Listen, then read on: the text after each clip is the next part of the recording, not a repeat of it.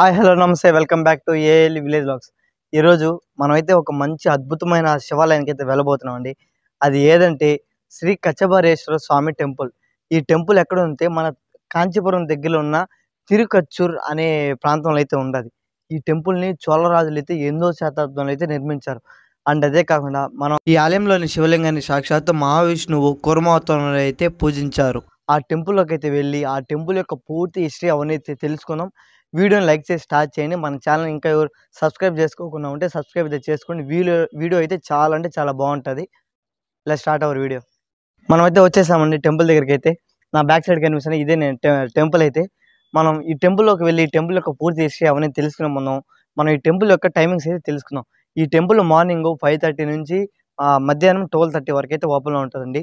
మళ్ళీ తిరిగి 5:30 నుంచి 8:30 వరకు అయితే ఓపెన్లో ఉంటుంది ఈ టెంపుల్. ఓకేనా. ఇప్పుడు మనం ఈ టెంపుల్లోకి అయితే వెళ్ళి ఈ టెంపుల్ యొక్క పూర్తి హిస్టరీ అవన్నీ తెలుసుకున్నాం. మనమైతే ఇప్పుడు ఈ టెంపుల్ యొక్క పూర్తి హిస్టరీ అయితే తెలుసుకున్నామండి. అది ఏదంటే దేవతలకు రాజైన ఇంద్రుడికి అయితే ఆయనకి ఎవ్వరు కానీ నయం చేయలేనిది ఒక వ్యాధి అనేది అంటుకుంటుందండి. ఆ వ్యాధిని తగ్గించుకోవడానికైతే ఆయన ఎంతో ముల్లోకాలన్నీ తిరిగి కూడా స్వర్గంలో ఉన్న అశ్విని దేవతలు కూడా ఈ వ్యాధిని అయితే నయం చేయలేకపోతారు. దానితో నారదుడి దగ్గరికి అయితే వెళ్ళి ఆయన్ని సలహా అడగగా ఆయన అయితే మహాశివుని అయితే పూజించమని అయితే చెబుతారు. దాంతో ఆ నారదుడు మహర్షి ఇంద్రుడైతే ఈ భూలోకంలో ఉన్న ఒక మూలికలను అయితే సేకరించి ఆ మూలికలతో అయితే ఇంద్రుడైతే ఆయన యొక్క వ్యాధిని అయితే నయం చేసుకుంటారు. ఇంద్రదేవుడు ఆయన యొక్క వ్యాధిని నయం చేసుకున్నా కూడా ఆ మూలికలు ఈ భూమి పైన ఎక్కడ దొరికాయని అయితే తెలియదండి. అప్పుడైతే ఆయన అమ్మవారిని అయితే పార్వతీ అమ్మవారిని అయితే ప్రార్థిస్తారు.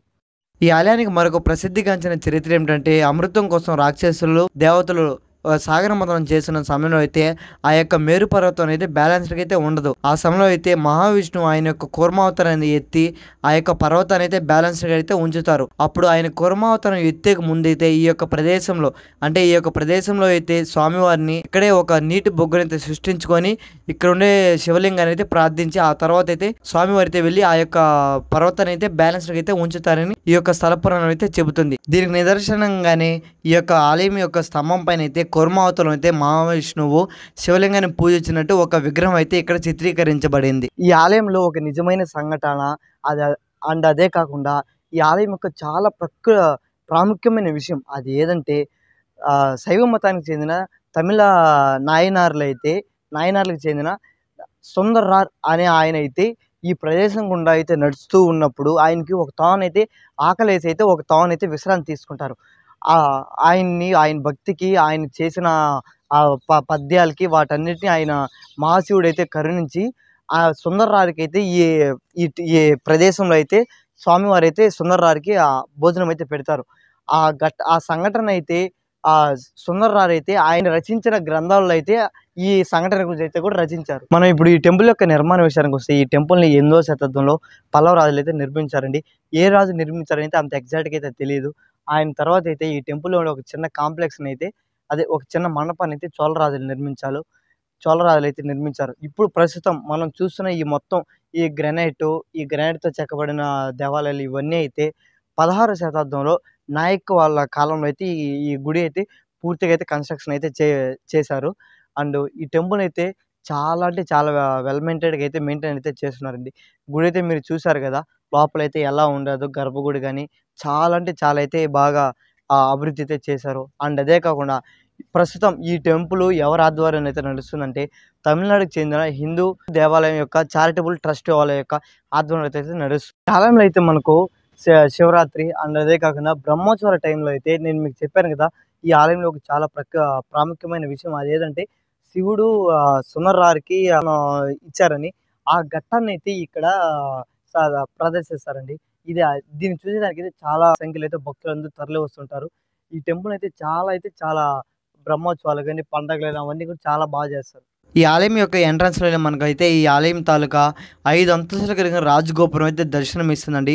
ఈ రాజగోపురం కూడా చాలా అంటే చాలా గంభీరంగా ఎంతో అద్భుతంగా అయితే నిర్మించారంటారు.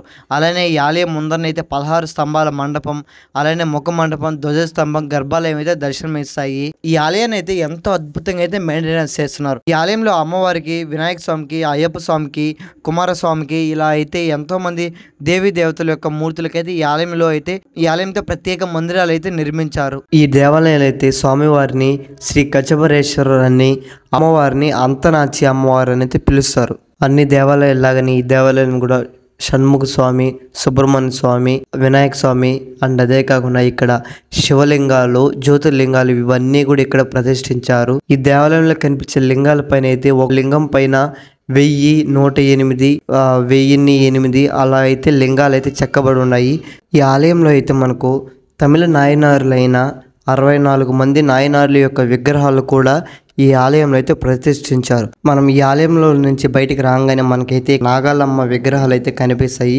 ఎంతో అద్భుతంగా ప్రతిరోజు వీటికైతే పూజలు అవన్నీ అయితే చేస్తూ ఉంటారు ఇక్కడ భక్తులు. ఈ ఆలయంలో మనం మరొక ఆలయాన్ని దర్శించాలంటే నటరాజ స్వామి ఆలయం. ఈ నటరాజ స్వామి ఆలయాన్ని ఎంతో అద్భుతంగా అయితే ఉంటుంది. చూడండి ఎంత బాగుంటుందో నటరాజ స్వామి యొక్క విగ్రహం అవన్నీ.